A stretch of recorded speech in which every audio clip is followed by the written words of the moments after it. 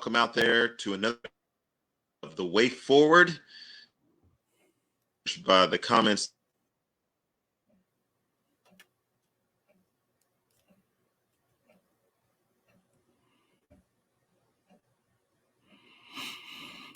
I don't know. You froze up, bro. I didn't. Of course I did, because we just started the show. We've been having this fluid conversation all morning, and then the show starts and then it freezes up. So I'm in the world, pressing all these buttons. I was on the ones over here, and then all of a sudden it froze. Yeah. We're going to pretend guys back again. We'll restart the whole thing, kind of like the NBA bubble. And but I was asking, I already know the answer. Yeah, you froze up again. I have no idea what Maybe you just asked me. Maybe it doesn't like me asking you the question, how are you doing? How am I doing? I'm doing well. I'm doing much better now. I'm talking to my man Erskin. So doing very well. God is good. Family's doing well. Hanging in there. So. Well, we have that are watching who are also in the podcast world. Brian Little. All right. He's out in Waxahachie, Texas. All right. I love Waxahachie. Yeah, go Indians. Yeah. So we were having a robust conversation about sports things, but do you want to open us up in a word of prayer? Absolutely. Father, thank you so much for the opportunity to speak with Erskin and to talk about weighty things. Father, I pray that we are not wise in our own eyes, for that is evil, but we would trust in you with all of our heart, to lean not in our understanding, in all of our ways acknowledge you, that you would make our path straight. And Father, we'd be a voice of wisdom crying out in the wilderness today. And that, Father, we'd have a good conversation about your work and your kingdom and what's happening on this earth and our community and our society. And so I just pray you bless our time together and bless those who hear us. In Jesus' name, amen. Well, let me just begin with an announcement about Project Connect. Yeah.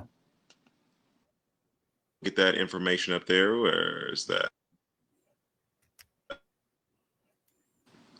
Put that on the ticker.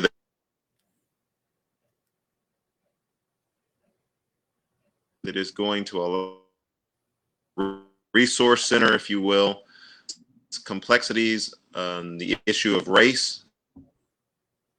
They are biblical-based ministry that will allow people to be able to not only donate, but we have here a 4-point project that we're calling 4 points of discuss, which is what we do a lot on this show, which is also what we do, not just in our spare time, but also try to gather together with groups and people that we're talking with to pray about these issues, but then also to go and give of our resources and time and talent, and to put ourselves in position to be able to be a catalyst of change. And then the 4th point of that is to give. And so we're creating a funnel, and you'll see it here in the next couple of weeks. I'll announce it again, that will allow people to give directly to Project Connect under the banner of this 4-point.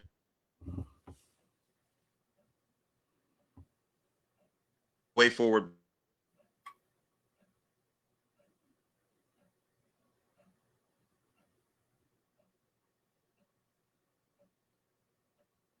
Still with me, Jason? Yeah, you're just freezing up on me. You're breaking in and out. So, I don't know what it was working perfect just a few minutes ago. I don't know what in the world's happening. We need some intervention. So, or a producer. I don't know. Well, I would say it's internet.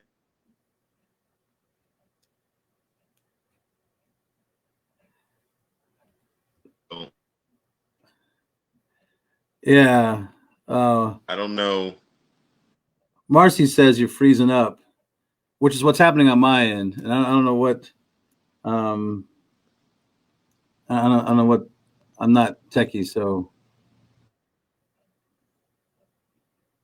But you look good. How's it doing so far? Yeah. Every time you're just frozen right now.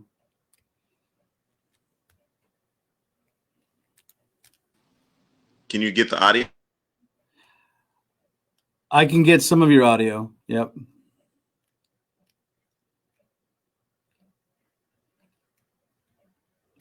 Do you want to you want to try rebooting? There we go.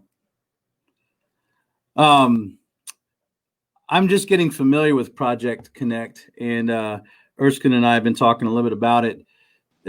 I would think that Brian asked if he could mention Project Connect. I would say yeah. You get a chance to look at their website. It's been it's a really neat ministry, and their education factor, their serving factor, their and what they're doing, and they have a really neat nuance, as Erskine was talking about, with dealing with racism and trauma and poverty, and being able to put all that together in a very robust biblical worldview. So everything I've read so far about Project Connect, I'm really enjoying, and I think it's a worthwhile ministry.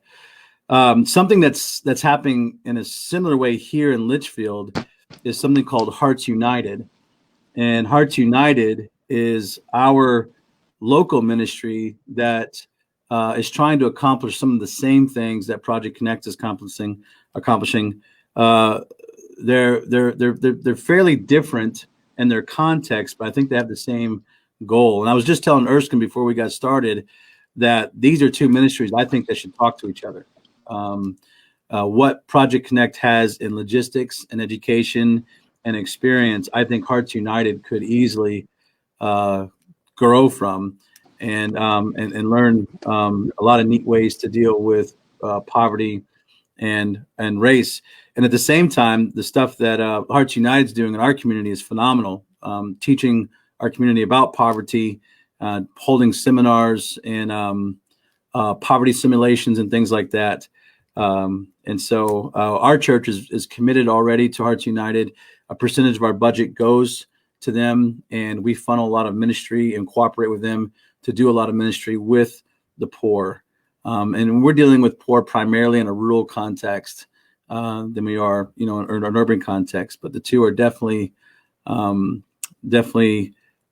ministries that are worthwhile. So I would definitely say, Brian, if you get a chance to check into Project Connect, I would definitely give them a shout out for sure. And Hearts United in Litchfield, Illinois, is another really solid organization that we're working with. You look good, E. I mean, well, I think it's working for you.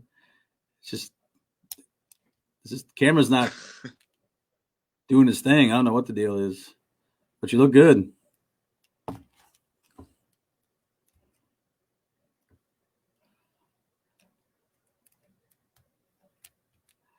Okay. All right. Do you want to try? I don't know if you can hear me or not, but do you want to try maybe just rebooting the whole thing, or what?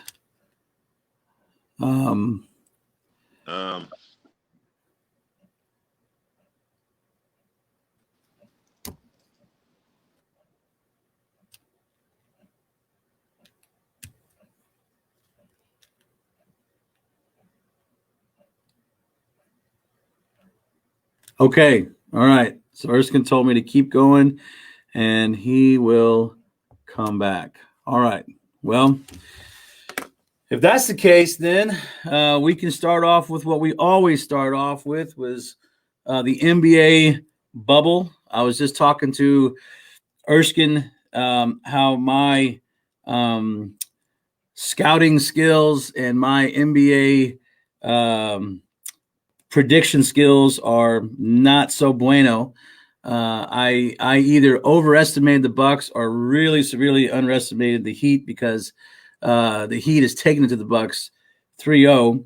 I was happy to see James Harden light up the Lakers for 36 points, and their defense put a stop all that. But the Lakers are Lakers, and I have a feeling they're going to bounce back and do their thing. But as I was telling Erskine when we were talking together, my NBA experience is really just fairly recent because I'm more of a football guy, baseball, and I really started to get into the NBA and college basketball when Erskine and I became friends.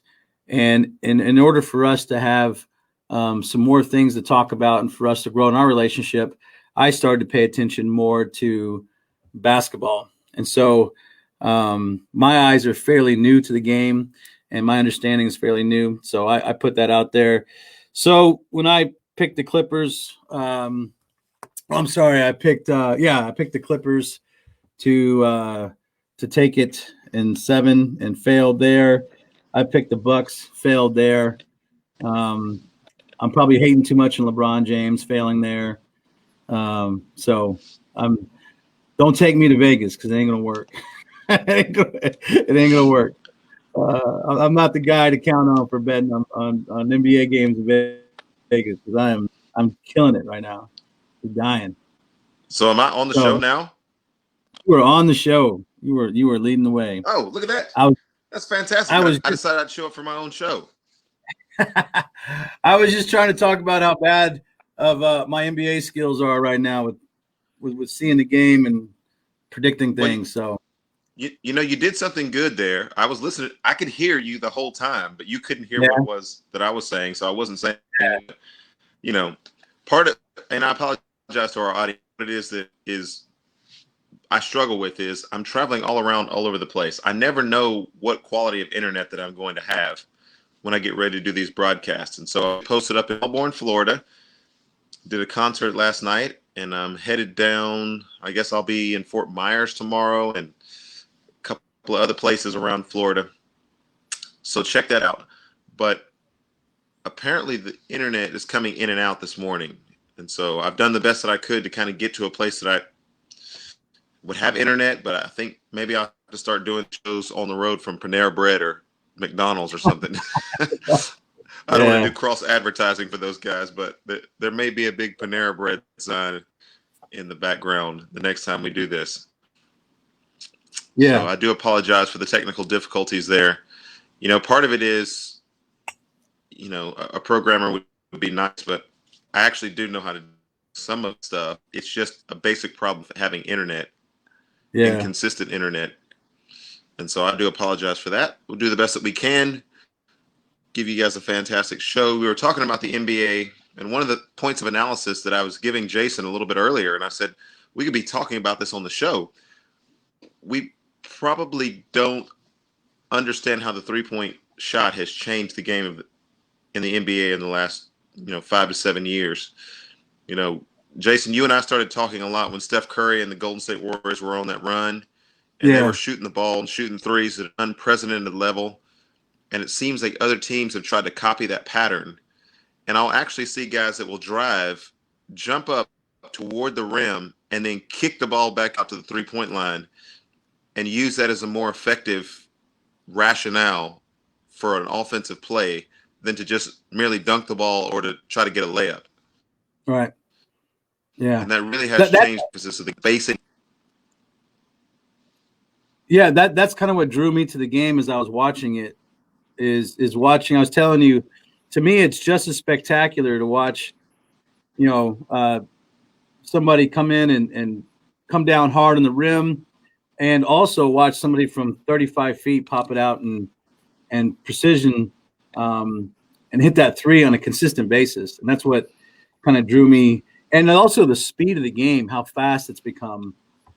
That's another thing that's just blowing my mind. Is it's like watching hockey in some ways. Hockey, I never really could understand hockey because it got so quick, and you got 5 guys on ice who are just flying up and down.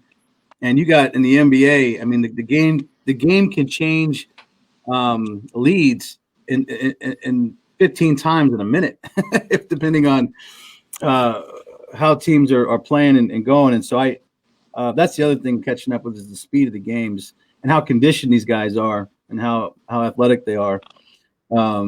It's not like watching anything else in that way. So I'm becoming more fan. The more I watch it, the more I'm excited about the games, and I'm actually understanding offense and defense better.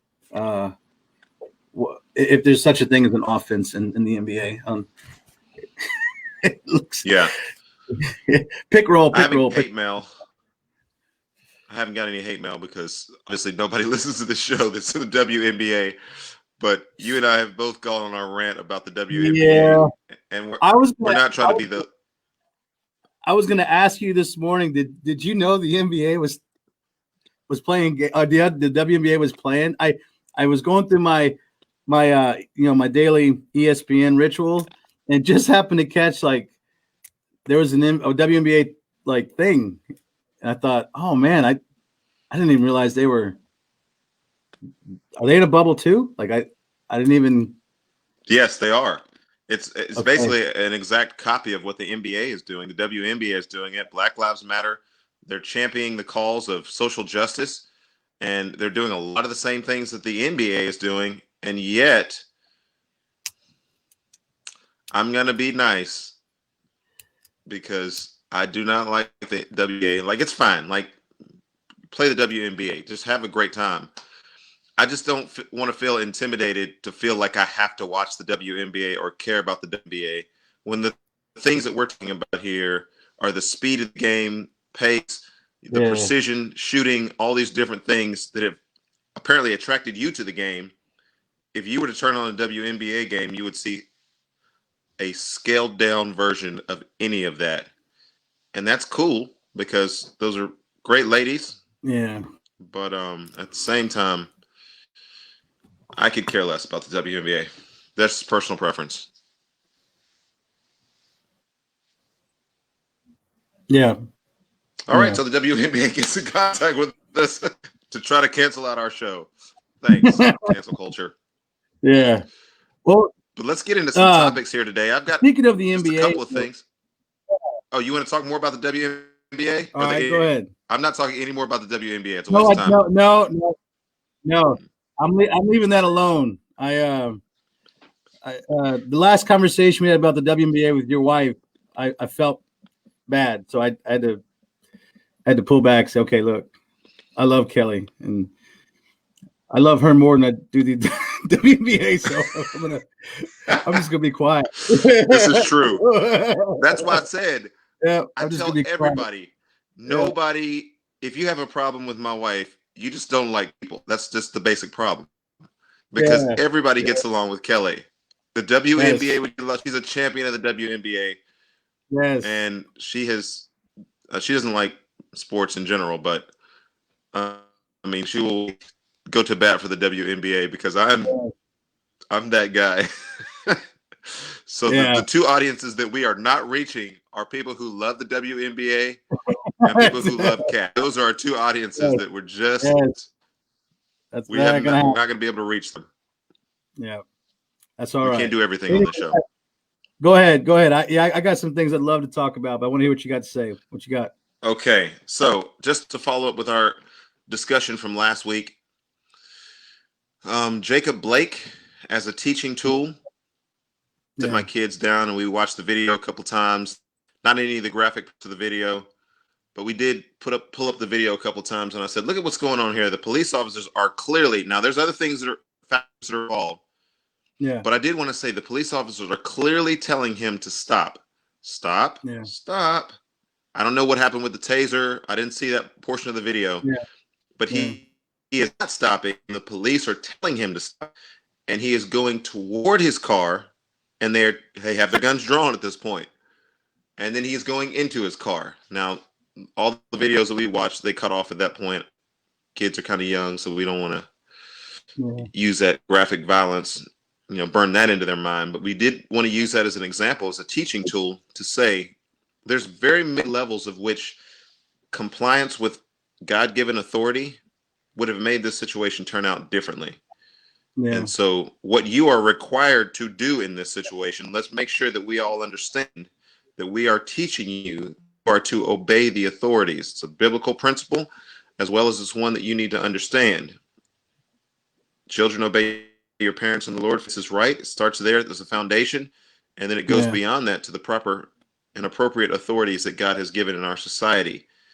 I wanted to also mention the fact that the article you sent me about LeBron James was one that was a discussion piece between my wife and I, because LeBron James, as much as we get on him, he has been a very vocal voice. Yeah. And whether you like sports or not, sports is not going away. And the intensity of the conversation is not going away in terms of the NBA players who are speaking out, the NFL players who are speaking out. We're going to get to some of that, the owners. I mean, this is affecting massive levels of our society. And so I just wanted to thank you for that article that you sent me about LeBron James, because he is a vocal spoken. However, let's tap the brakes on this for just a second, because LeBron James is not going to have more influence in my home than I actually do. Yeah. Teaching and discipling my kids. And on a few points that have been extremely public in the last couple of weeks, LeBron James and I do not share the same view about social justice and response to social justice. And so LeBron James is not going to be more prominent in my household than I am. I'm glad that he's speaking. He has the freedom to speak, but his role is limited. Yeah. Especially in our household. So thank you for that article. And I just want to mention that as a teaching tool. So I have a couple of other sports things. You want me to do those now, or? Hey, you have the floor. Keep it rolling. You got the floor. So okay. So here's what we got. NBA dateline was July 31st. This was the pushback against Jonathan. What is my man's name? I didn't put his name on the article. Yeah, so we can find our article. I put everything but the name of Jonathan Isaac. That's his name. Yeah, so he spoke out. And here's my response. I want to speak directly to the people who are in our viewership who are just like, man, I don't like sports. I'm done with the NBA. All this Black Lives Matter stuff all over the court, all this foolishness, and NBA players kneeling and protesting the flag. I'm done with that foolishness. I've got friends. I don't even watch the NFL anymore. I don't even watch the WNBA, I don't watch WNBA at all, but I don't watch the NBA. It just keeps coming back. I cannot escape my dislike of the WNBA. I just wanted to simply say this. You are entitled to not like or to not participate in or to not support whatever the heck you want to. This is a free country, and you're a free, so far as you know it, moral agent until God circumvents that in other ways that he has predetermined. So theology aside, I want to just simply say that's fine, but you do realize that every time you pull some segment of society, you leave those who are still trying to make a mark in that society alone. So John Isaacs is trying to come out and make a statement. Everybody else on the Orlando Magic kneels during the time of the national anthem, and they're wanting to make a statement about Black Lives Matter and police brutality and protesting some of the things that are going on in this country. Jonathan Isaac stands, and then he gets waylaid in the media by trying to make a stand. You guys remember that. It was pretty public. Now, he wasn't very public in getting across his point. And so it didn't communicate all that well. But if there's nobody there to disciple him and to speak into his life and paying attention to what's going on there, then he's just sort of left out on an island. Yeah. And so he said, you know, they will push the needle in the culture for better. Oh, this is my comments. Sorry. Sports is going to push the needle in our country, whether you like it or not. And Isaac, his religious beliefs, and said that kneeling a blue t-shirt did not end with supporting blacks. Now, his religious convictions, based on what he was trying to make about a social comment, needed to be refined a little bit more. I do acknowledge that. Yet at the same time, if there's nobody who's helping these kind of things, then he's just sort of left out on an island. Fast forward to Kirk Cousins, who burned up Twitter this week by the reaction to some of his comments related to wearing masks. Familiar with that situation, Kirk Cousins says that he is not at all worried, about 0.00001% concerned about coronavirus. He wears his mask, and he just got lit up in the media. He was trying to cite his religious convictions and then had to come back and clarify some things. The veteran quarterback, devout Christian, and he explained that he is not personally concerned about getting the virus. Kirk Cousins himself said, I don't believe that I control the outcome of my life. There are many things out of my control, but obviously my faith is at the foundation of my life. I trust the Lord to handle these things if something happens. I trust him to have a plan and purpose. Even a pain, a setback, adversity, used to help grow me and to teach me more about him. This even applies to death. If I die, I die. And so you can say, I'm not paying attention to the NFL anymore. Yeah. But what does that do for people like Kirk Cousins who are in that arena, who are trying to make a public statement? And he didn't make it well, obviously. And there's a lot of people who are trying to fix his statement and saying, well, he's talking about his faith, and he's talking about the fact that God is in control of it, not government. It just didn't come across clearly. But my main point in saying either one of those stories is, if we check out of everything that's going on in our culture and we are not conversant with the conversations that are going on around us, then those are areas where we miss opportunities for discipleship and evangelism. That's all I'm simply saying. You can do whatever you want to do. Maybe your evangelism is going great in another area and you're very conversant with culture and society. And that's wonderful. But like you were talking about earlier on the show, Jason, one of the things that it has given us an opportunity to talk to each other and other people in our people are paying attention to sports. And people do pay attention to sports, whether you like that or not. People are going to continue to pay attention to sports. And you can engage in the conversation or not engage. But, and here's my last word. I'm extremely concerned Christians becoming our own sort of bizarre bubble. Yeah. We're a happy circle of religions is what I would call ourselves. And I use that word not sparingly. I think it's idiotic for us to say, well, I don't like the NBA, and so I'm not going to converse there. I don't like the NFL, so I'm going to converse there. I don't like the public school, so I'm not going to converse there. I don't like what the government is, so I'm not going to converse there. Yeah. I don't like, I mean, we can just go down the line, things that Christians have been very public about what it is that we don't like. And now we find ourselves in a position where who are the people that we're talking to? We're not talking to anybody. We're just a bubble where we're talking to one another. And even within the bubble, people who we think should be more in the bubble.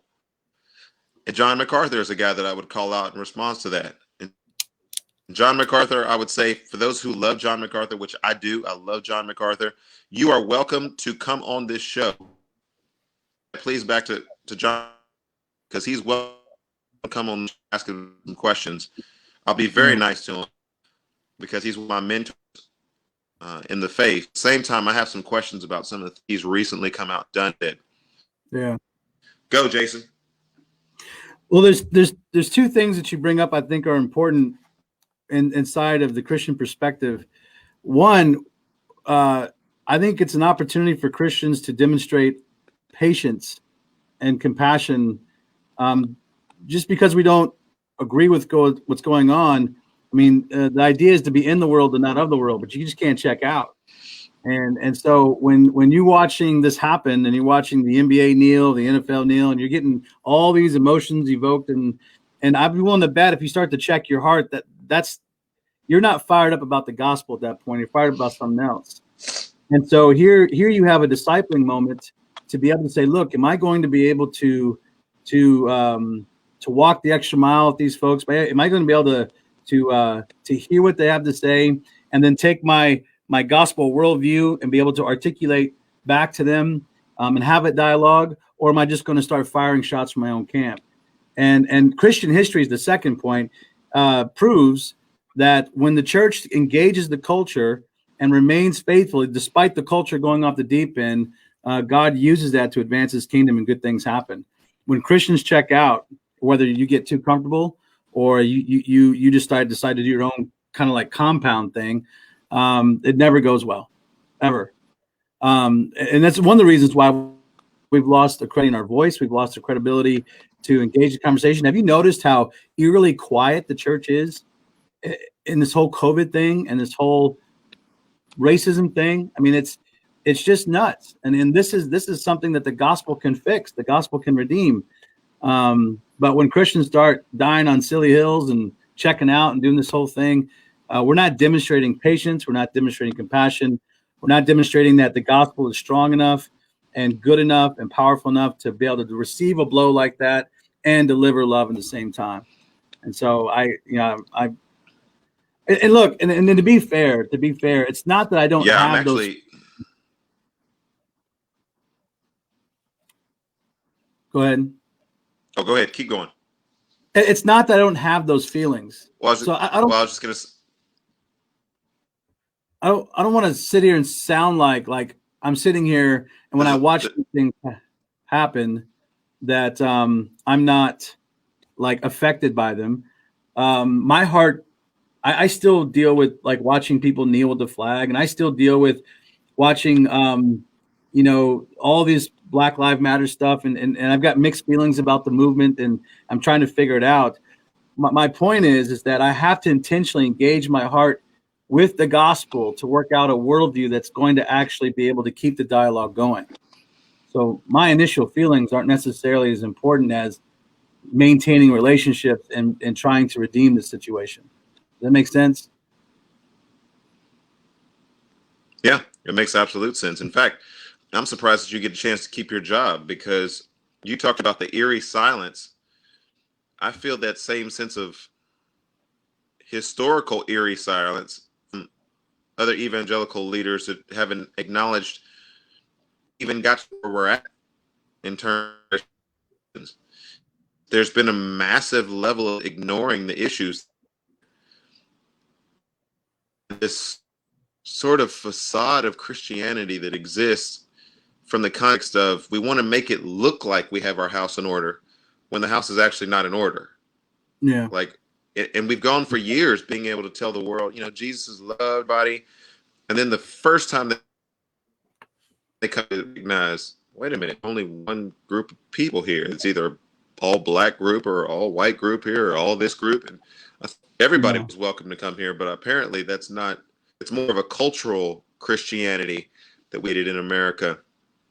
And so, the jig is up. I think a culture has seen through what the facade of Christianity that has existed. And I think when it comes to the issue of what's currently going on, Jason, my heart goes out to you, because I know a lot of pastors won't speak about this because they're concerned that a portion of their congregation is going to leave and they're going to get a lot of pushback from people. And the time they actually have money at their congregation, and so they're very bad to the grand old party and the flag and our troops and national sentiment and some of the conversations that we were in student ministry years ago.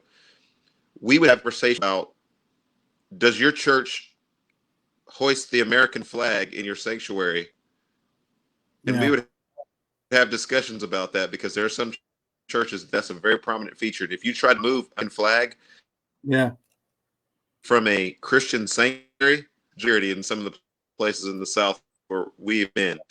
And so I get it. Like, I know that there's that fear factor that's there, but if you're just going to be afraid of everybody and not preach the gospel and not disciple people to know how to respond to these things, I don't really know why you have that job in the first place. Yeah. At least challenge them. Like, so I know with some of my tendencies, like, I just don't tolerate fools very well.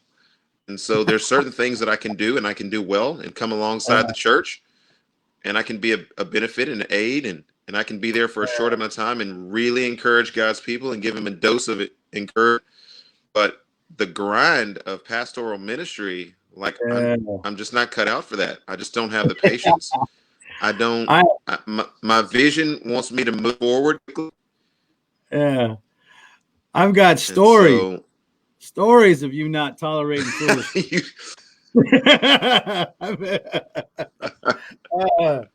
Stories. Uh, yeah. No, so, but I the feel good it. thing about it is it's good to know that, because now I engage in evangelistic revival ministry, music, Yeah. podcasting. There's a lot of different things that I can do. Theological disputation, theological education, discipleship, vision casting. I mean, there's tons of things that I can do. That's not your job is not a job that I can do. Yeah. I'm not applying for that job. I'm not looking for that job, but I want to help you all day long to be able to do that. So all I'm simply saying is I understand when pastors are hesitant, but if that's, if you don't want to do that work of discipleship over a period of time, then you're not in the right place. Yeah. And you got to be willing to lose your job for the gospel at any moment. You got to wake up every day and say, Yeah. look, if this is a gospel issue, if this is a kingdom of God stance issue, then I lose my job. I lose it. I don't leverage that at all. I don't. If I'm going to deal with racism or racial injustice, and I feel like I've got a gospel leg to stand on, well, you can have my job if you're going to take it. God will take care of everything else. I'm not going to worry about that. Now, if I'm being foolish and off the deep end, well, that's dumb. You don't put my family in that. But I don't think that's where I am right now. And I also have good people in my life who'll tell me if I'm being silly, like, who don't tolerate foolishness. So Yeah. Yeah, that's we're right. only one step from stupid. So That's I right. got That's it. Dave. I got it. Dave Mutual used to tell me all the time, boy, you're one step from stupid. Yep. I love it. So you got some topics, my man. Give them I got to some things. I got a few things I'm excited about. I want to chat with you about. First of all, Steve Nash, Brooklyn Nets. Stephen A. Charles Barkley. What, did you catch that conversation? I didn't catch the conversation, but I love the conversation, and I know probably where they lined up on the area of white privilege. And I've heard them talk about this before. Yeah. And what are your comments? Look, I'm a huge Stephen A. fan. I love his sports analysis. He's almost prophetic, and I love the fact that he hates the Cowboys. Like that to me is just exciting. He mocks the Cowboys with a level of intensity and comedy that I think should be legendary. And even if you're a Cowboys fan, you can appreciate it. You got to, because I think he is. He's always thoughtful. He's always provocative. He's articulate. He gets his facts straight. I mean, he's perfect in what he's doing and where he's at, right? And so I got to listen.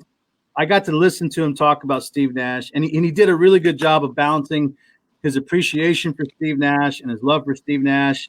But at the same time, he is feeling like this is, again, white privilege. And he says something like, this never happens for black guys. He's got no coaching experience, and here he gets put up in there. And I'm listening to him, and again, he's compelling in that I have such a respect for Stephen A. that when I listen to him, I always give him the benefit of the doubt because I know he's trying to cover this. I don't think he pulls punches, and I don't think he tries to go after just the basic narrative. I think he calls it how he sees it, and he puts it out there. That's one thing I like about him. However, as I was listening to this, and I'm thinking, Stephen, I've been reading articles about the whole process of getting Steve Nash hired. He's a very well respected. He was a very well respected player and a respected coach with Golden State. And he wasn't a coach. He was like he worked with consulting and some different things like that. But I didn't have the background of what Barkley added to the conversation. And so as I began to listen to Charles Barkley, and he talked about how, Doc Rivers was hired on to Orlando without any previous coaching experience. Derek Fisher was hired with the Knicks without any coaching experience. Jason Kidd was hired to the Nets without any coach. So Barkley's bringing up the idea that, hey, look, there are examples where this has happened. It's not what you're saying.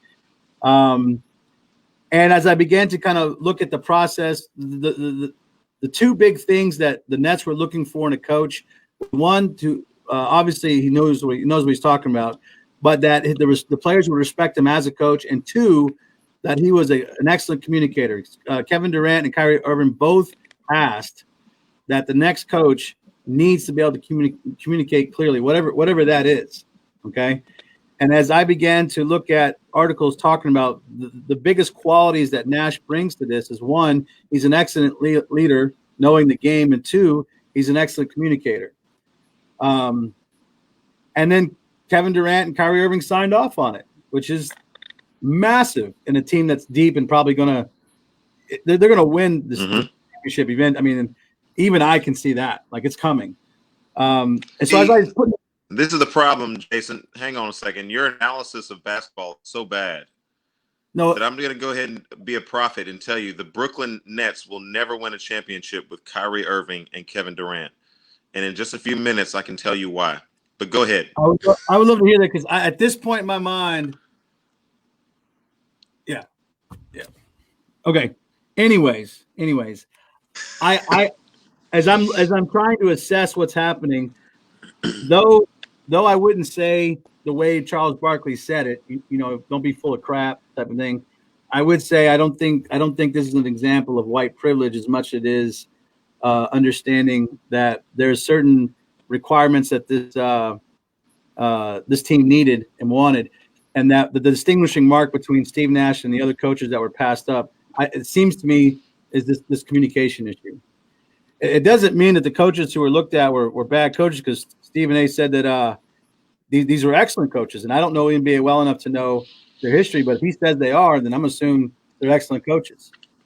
So here's the thing: is it wrong for the Nets to go after Steve Nash? Is it wrong? I mean, do you think it's an example of white privilege? Because I don't see it that way. But am I allowed to say that in this conversation? Well, yeah, you're allowed to say everything that you want to say. And for those that have paid attention to this show and know the relationship that we have, you've earned your right to say whatever the heck you want to say. And the way that you've served the Lord and served your church faithful so many years, you've earned the right to say a lot of things. And I just want to, on behalf of the show, say that there's people who sometimes they're at odds with what it is that your analysis is on some of these issues. I think that if you listen to this show long enough and listen to the questions that you're asking and the reason why you're asking those questions, it should be an instructive moment for a lot of people, even if they disagree with you, to say, okay, here's somebody who's put in their time. Here's somebody who understands the context of relationship. Here's somebody who's seeking to move forward and to develop. And that should speak volumes. Now, in relationship to this being white privilege, if you want to go back to the days of Steve Nash in high school and maybe saying he had an advantage because of his Canadian privilege or because he was white in Santa Clara and some of those things, and I don't know how you could even really make that argument. Mm-hmm. Steve Nash has put in his time. He's credentialed. He's got, as you said, the support of the players. Even though he's not going to win a championship, it's not going to be his fault. And so I think those who unnecessarily jump to the idea of saying there's some black coaches, so therefore they probably should have hired a black coach.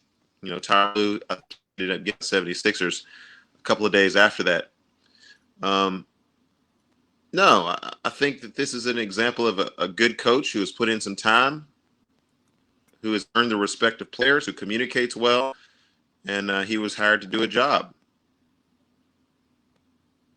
But he's not going to win a championship. But he's not going to win a championship. He's hired to do a job, but he was not put in the best situation because, as you have correctly assessed, the Brooklyn Nets have an unworldly amount of talent on their team in Kevin Durant and Kyrie Irving. That level of talent should take them to the NBA Finals. Just with the players that they have and the resources that they have, they should be able to get to the NBA Finals. You're going to take a first-year head coach, and you're going to experience some opposition in the East Conference. You're going to ask Kyrie Irving, Kevin Durant to come together, get it all together, get out of their own heads, which I have some serious concerns whether or not they're going to be able to do that. Kyrie Irving is one of the nuttiest artists in the classical sense of the word. Like, I understand Kyrie Irving. He's a weird dude, but he's a virtuoso. And that's sometimes what you get with artists. They're flighty, they're inconsistent, they're emotional, they're not together, and then they go out and do something virtuoso. And you're like, how did that come from that? That's Kyrie Irving in a word. Durant is an egotistical, I guess you would say, average athlete, in the sense that he's very much concerned about his image. He's very much concerned. He has a soft shell, and he's coming back from an Achilles injury. And you're asking a first-year head coach to put all of those factors together on a team in a new place and win an NBA championship. I think the expectations are going to be too much. And as they get closer and closer to the championship, they'll begin to unravel, and it'll be too much for them in 1 year. Yeah, I would hope. I guess I should clarify, because I guess I wasn't necessarily thinking within the next year. I would say in the next several years. I kind of feel like the Nets are trying to look like the Golden State Warriors did pre-Durant, then with Durant. I guess that was my comparison, but I've been wrong. I've been wrong all this year, so I'm not even sure I can argue back too much with you. Yeah, the only problem I have, Kevin Durant is probably the best player in the NBA. At least he was before his Achilles injury. LeBron James faced a couple of times in the finals, and shot from deep and left his hand up there, and that was interesting. LeBron couldn't do anything about that. But here's the issue that I have with Kevin Durant. Every team that he goes to, their offense always stagnates. And as long as he's a great player, he can do the isolation, the one-on-one, the come down the court and shoot, the post up, the shoot off of one leg, fadeaways. But if his skills begin to diminish, then he becomes liability, because he doesn't move the ball. Unless he evolves like Carmelo Anthony has, where he can touch it and then release it, or touch it and then pass it. He's a dribble,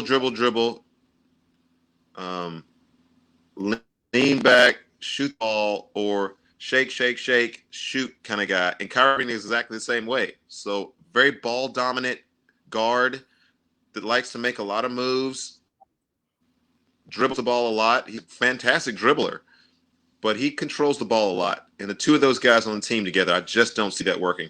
But anyway, ESPN has not hired me to do any analysis for them. And they have shown their level of respect for me. Moving on, and this is what I was most excited about this morning. I don't think you had a chance to read the article. There was an article on ESPN about Roger Goodell and the NFL backing up the Black Lives Matter movement, and Goodell has got a really weird history with this whole thing, especially with the Colin Kaepernick thing, and I feel like his leadership has been wishy-washy, flippity-floppity, not the best. But I don't want to hate on the man. Because, he's not a man of conviction. Let's just go ahead and say that. Yeah, he's not a man of conviction. That's exactly what I said. And then I read this article, and I'm reading him do his flippity-floppity thing, and then there's another voice inside the article that just stands out in direct contrast to Roger Goodell, and it's Troy Vincent. Troy Vincent was a Wisconsin Badger who played in the early 90s, got drafted as a cornerback. I think he played for the Eagles. Yeah, he might have played for the Eagles, the Dolphins, I think, several teams. Really solid player. Well, now he is the senior vice president of operations, I think, with the NFL. And all of a sudden, the article does this switch. Like, you got Goodell's statement, and it's flippity-floppity, wishity-washity. And then all of a sudden, you get Troy Vincent. And Troy Vincent begins to be this breath of fresh air that just got me so giddy and excited that I had to send it to you right away because I was getting a little giddy. I got giddy. And let me tell you why I got giddy. Because I loved how this man handled this and the way he spoke and what he did. So he's sitting there inside of the article, and they switch from Goodell to Troy Vincent, and he's the league's executive vice president of football operations, and he's talking about trying to be a bridge builder. And so the first comment he makes that sparks my attention is he says the players want to see us leveraging the influence to hold officers that are bad officers to be held accountable, right? So my first thought is I'm looking at saying, wait a minute, that's a nice piece of the narrative. He's not saying that all officers are bad. He's talking about the bad ones to be held accountable, okay? Because usually the narrative and the culture is pretty much they just kind of lumping the whole police force as a bad thing. So that kind of caught my attention. And I'm like, okay, that's kind of a neat thing to say. I like what he's saying. That access to meeting the district attorneys and access to meeting with local officials to truly address reform and training. There's been a lot of work done, but we still keep seeing the same image play out on television of unarmed black men being shot down. What I like about this statement is that's exactly true. He's not talking about justified shootings versus non-justified shootings. What he's saying is we keep seeing the same thing. Black men are being gunned down on TV. It's not good for anybody, period, right? So he's starting to address this issue. So I'm thinking, well, this is an interesting narrative. He's still trying to deal with the race issue, and he's also at the same time trying to keep a connection to his audience where he doesn't come off just drinking the Kool-Aid, but at the same time he's trying to address the issue. And this is then where I begin to understand where this man's convictions come from. So Vincent said he's encouraged to see the shift among NFL owners to stand with players and support their fight. And this is what he says, Erskine, right? He says, I ask my Lord and Savior, Jesus Christ, to allow me to be a bridge builder. And I try to stay on the premise of educating, whether that's a player or a club owner. I speak to humanity, and I would say in my dealings with club owners, they all have heart. I do believe that some of the things that we have seen transpire, they have been, it does something to the heart. And we understand we're not asking, the players are not asking for anything out of context, just asking for accountability to be administrated, and that people see this burden that many live, that entire community, in particular black community, that these injustices are happening. I do believe that the club owners are at a place over the last few years. It's taken some a little bit longer than others, but it becomes a heart issue. Finally, somebody, somewhere is speaking wisdom. Because that's what we've been searching for, right? Where is the wisdom? Where is this ability to be able to speak firmly and fairly, yet with gentleness and compassion, and speak truth? And it wasn't just that I call him my Lord and Savior, but what that told me was now I understand where his convictions come from. Now I understand where his values come from. And then he says, look, they have heart, but this is a heart issue. Wow. Now you're all giddy over there. I got giddy. I said, Troy Vincent. The contrast between Goodell's leadership and Troy Vincent is not black and white. It's character and conviction. Oh my gosh. I was like, I got a new man crush.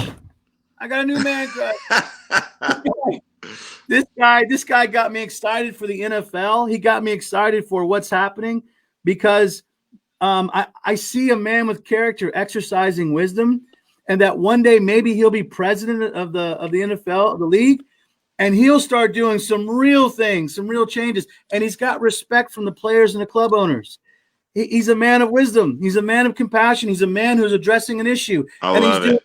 it. Let this brother run for president. He's got my vote. And I just met the man. He's got What it. about Tim Scott from South Carolina? Come on. Oh, okay. We didn't even get a chance to talk about Tim, but I'm telling you, as much as I love football and I'm watching this, and we always had a philosophy when we were coaching that football is as much about building good men and trying to win a few games in the process. That's kind of our philosophy. And Troy Vincent is embodying that very same thing. And here he is. He's an example of a man who's in a leadership position, who is exercising wisdom and character and compassion. And he's also addressing an issue firmly, fairly, and he's thoughtful, and he wants to build those bridges. Everything that our government leadership is not, everything that our leadership is not. Hang on a second. Troy Vincent is. We haven't talked about Donald Trump one time today. We You're gonna haven't get me talked about the fired. Republican Party. We haven't talked about the Democratic Party. And now you're on with your new man crush, and you're talking about somebody that's going to lead and be presidential. And here's what you called out here. You called out a whole bunch of things in that statement right there. And I'm just going to lay them out for you just as I see them. You have laid waste to the hypocritical leadership of those who conviction lies with where it is that they see dollars going. Yep. I honestly think the people who have a lot of resources and money who don't participate as much with this show because we're not willing to back Trump. We don't speak favorably of the Republican Party. We don't speak favorably of evangelical leaders like John MacArthur at this present moment and other people. So they're kind of like, you're not really the party guys that we think you be. And so we've spoken to the area of conviction, which there's very little of that these days. We've spoken to the issue of the fact that there's a heart issues that the gospel addresses that nobody seems to be talking about. You know, the church has been silent about this, and it takes somebody from the NFL. Yes. Not a pastor, not somebody who's in a theological institution, but somebody in the NFL to be able to speak up and speak out, clarify the issues, speak with wisdom, identify the heart. I mean, come on. And then you also called out this whole nature of presidents. Now let me just say this. When you say Troy Vincent for president, and that's what I put on the screen down there, you are essentially saying you think that a Christian could do the job of the president of the United States? Yes, I do believe that. He could. Wait a minute. Do we believe that Christians can actually engage in public office and be a part of like normal everyday jobs in the American society? Absolutely. Absolutely. I'm telling you. And look, do a little research on this man. Just a quick Google search.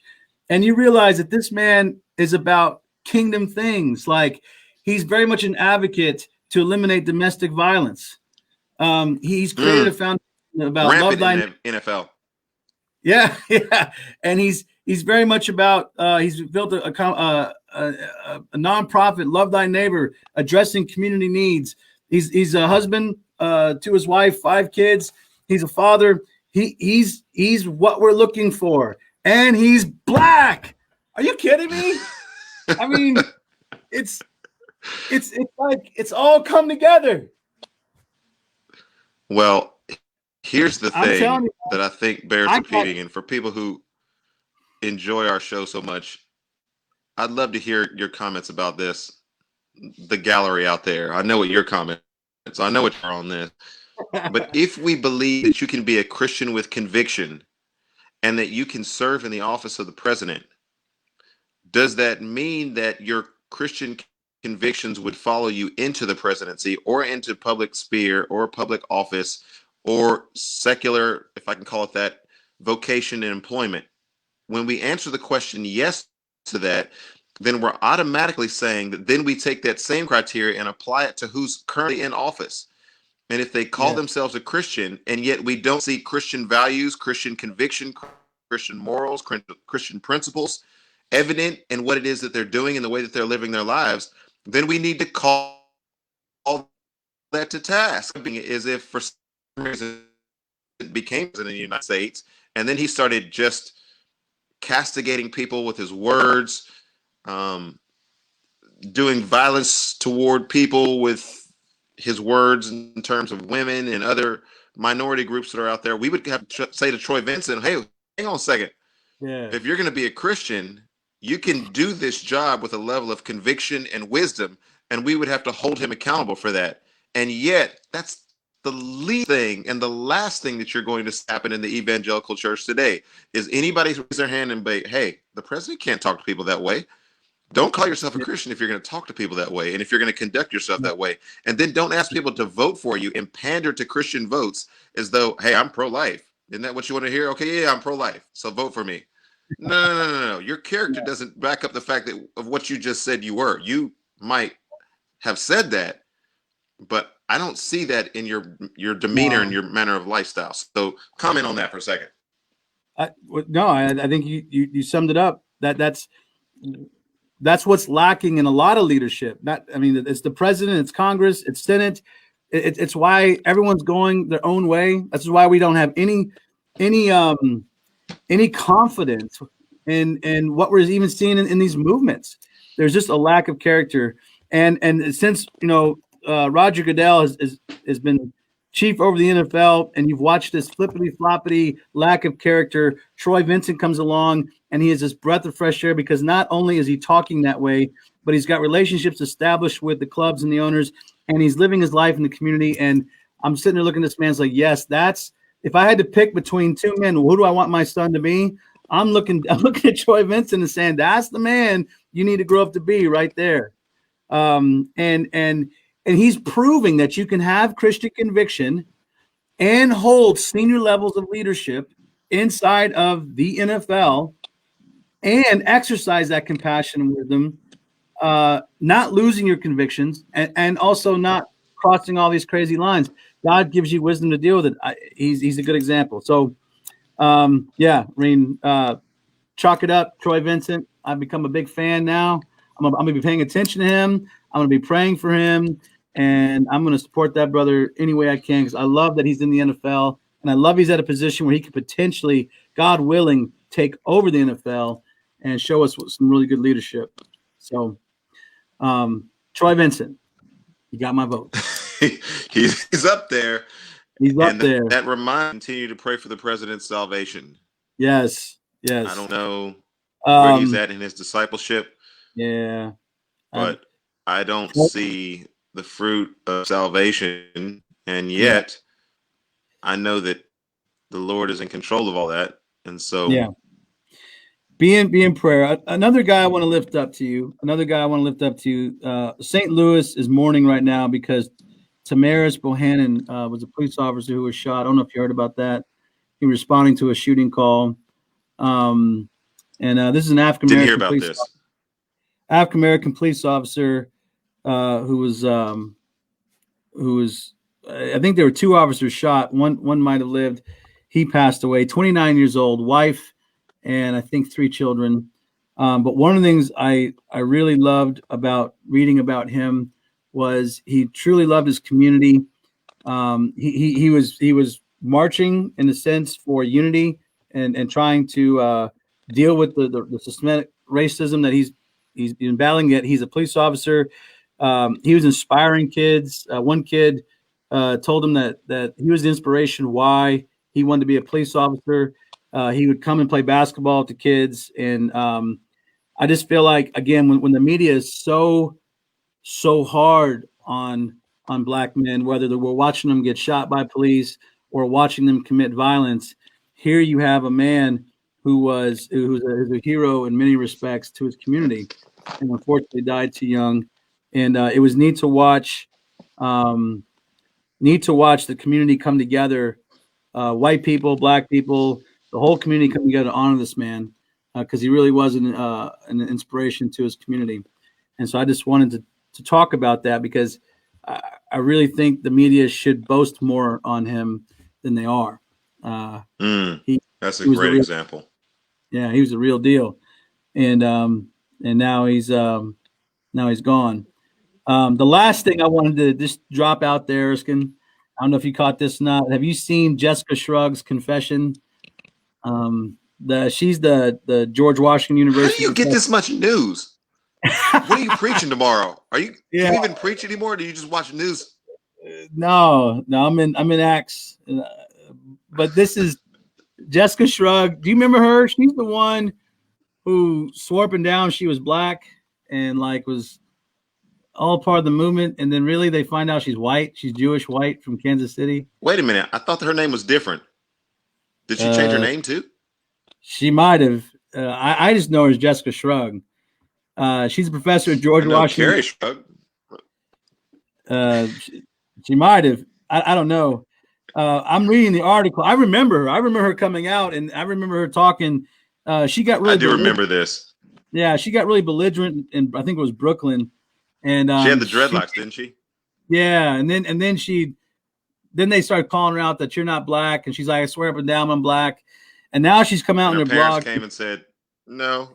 Yeah, you're not. You're Jewish and you're white. And so she's come out and pretty much said that she's a cultural leech and a coward, and that she's been preying off the black community.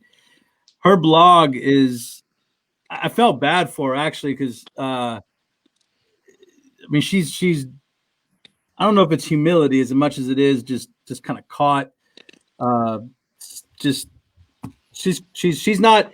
She says she's had some mental health issues and some trauma, but she's trying to take responsibility as far as being, she's been lying. She said she's lied her whole life.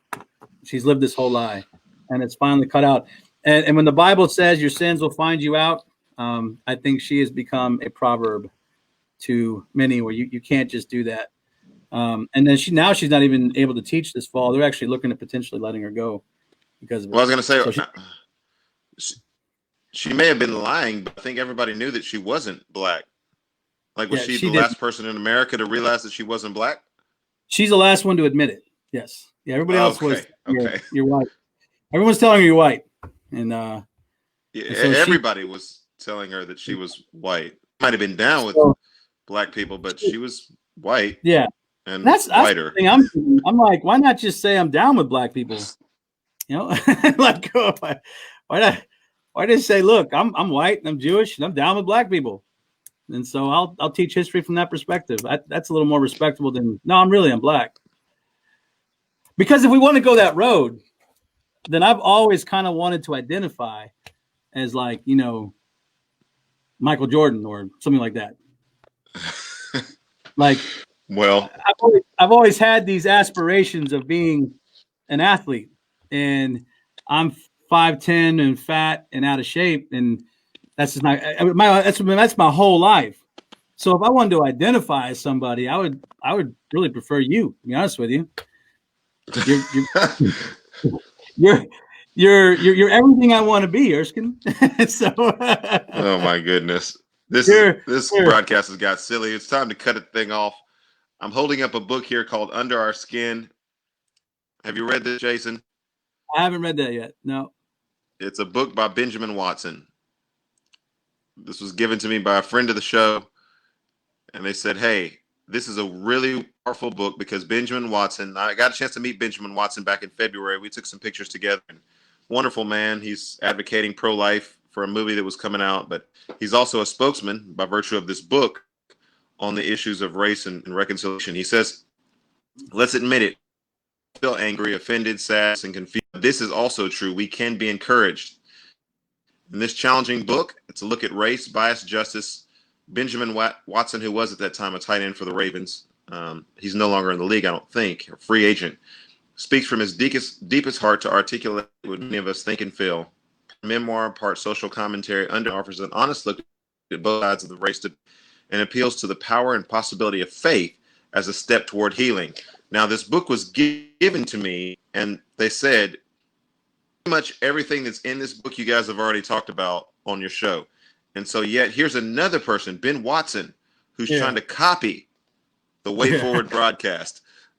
So I recommend that to those of you who like this show and you want to hear more about it and read more about it. Benjamin Watson has got it all in his book, Under Our Skin. All right. That's good. That's all I got, man. So all I was thinking through this week. So let's pray. No, you were thinking through more than that because I got articles about the Black Nation. Oh, the compound. Yeah. Yeah. we should have We should have a show, articles that Jason sends Erskine throughout the week. We wouldn't have time. Get our 100-acre city. That's right. We're gonna have Black City. That's it. We can talk about that I don't another know. The time. Black City is big enough, man. It's only 100 acres.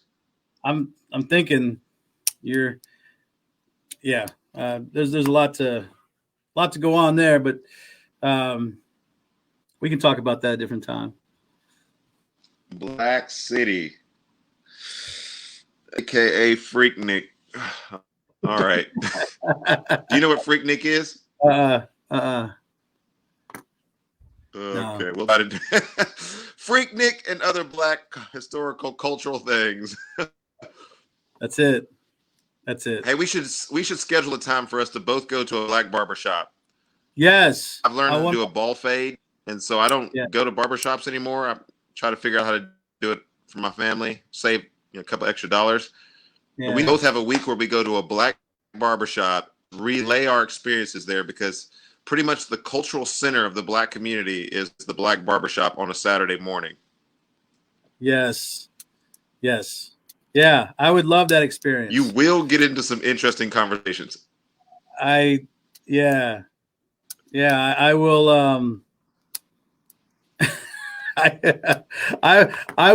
I will put myself in there and see what happens. Trusting the Lord that they won't take it too crazy. Tell them you want the edge up on your beard. Yeah, the edge up on the top. Fade it up a little bit. Yeah. I mean, if you want them to fade it, they can do some fades, but tell them you mostly want the groom. All right. Look. Do something about these eyebrows. But I guarantee if you bring up any of the topics that we've talked about, and then hold the floor for a few moments in a Black barbershop, you endless story for the rest of your life about what happens. That's right. They might give you a free haircut. Yeah. I would love it. I would love it. I would love it. That would be a highlight to my life, just to check that out. I've never had the courage to walk in there on my own. Be like, hey, y'all touch me up a little bit. What the? You lost? So are we going to team up? Is this something that we both need to do? Yeah, absolutely. Together? Yeah. Oh, together. Yeah. Okay, I was going to go in Nashville, and you were going to go in St. Louis or someplace. No. Look. But it happened. First of all, I wouldn't even know where to go in St. Louis where I could find. I'm sure. I mean, you could Google it, but I would rather go in and share that experience. Yeah, how do you even Google it? Like Black barbershop. No. Don't Google Black barbers to go to. Yeah. Say you go to the convenience store, and then you find that guy that looks like his hair looks all right. Yeah, where you get a touch up? And then you ask him, "Hey, man, yeah, where you get your hair cut around here? I'm new to town. I'm new to town. Where can I go and get a fresh fade? I just moved in over here. I would love to see their face, like. Because if anybody is still watching this, we've definitely got to put this up as a whole question. Yes. How do you find a Black barbershop in a new city? It is definitely not by Google. No. That's how white people find it. We just Google it. So this is an actual story that happened to me. I was getting back from a trip, and I was finishing a tour in Knoxville. The next day I had a video for a new video that I was doing, or like some photo shoot or something. So I Googled, because I'm not from Knoxville. I Googled Black barbershop shops, the whole, and I found a place, and in the process of finding a place, it wasn't really a Black barbershop. So I just started hanging around the door and asking people that were Black, where do you go and get your hair cut? and then they told me like some other place. So I do not think you can find a single black barber. You have to talk to a black person, the hood, or just a person in general that lives in that community, and get verbal directions to a black barbershop. I think that's the only way that you can find it. I do not think you can Google it. That But I'm should be interested to figure out, can you find a black barbershop on Google? that should be our homework for people. If you want an experience, you want to go find a black go find it. You got to go talk to somebody. You got to get directions, and you got to go do it. So I'm talking to my black friend. You can find a barbershop. I'll go with you, and we'll go do it. Yes, we'll do it together then. That's right. It'll be one of our projects. Yes. Our own connect. That's right. And I'll get him touch it up. Touch it up. Awesome show, my friend. All right, bro. You should probably read something other than these news articles. I get a lot of reading in. I'm reading your book, The Madness of Crowds. I love that book.